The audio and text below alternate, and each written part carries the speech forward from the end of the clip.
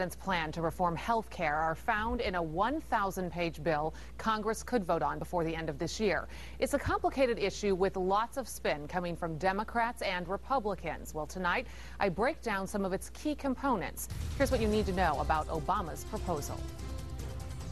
The White House website has a list of health insurance consumer protections it promises will bring you and your family peace of mind. First, can you keep your current health plan? Well, perhaps.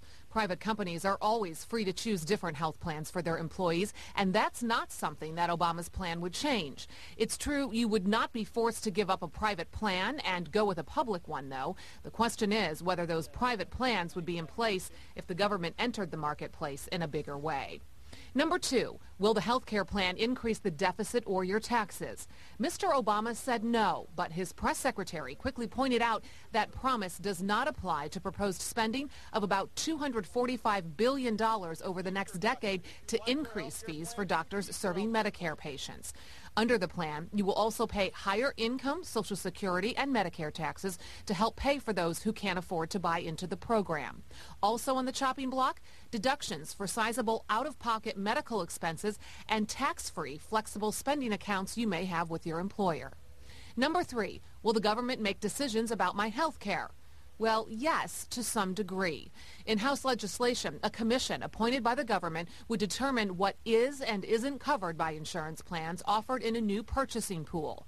The bill also allows that over time, those standards could be imposed on all private insurance plans. Here are some other quick facts about the health care reform bill.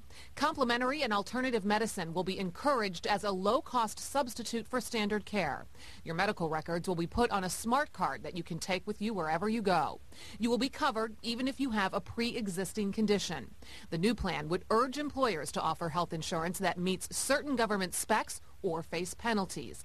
And if you don't get coverage, either private or through the government, you will be fined 2.5% of your income for that period. And finally, you'll be paying new excise taxes on sugar-sweetened drinks, beer, and wine.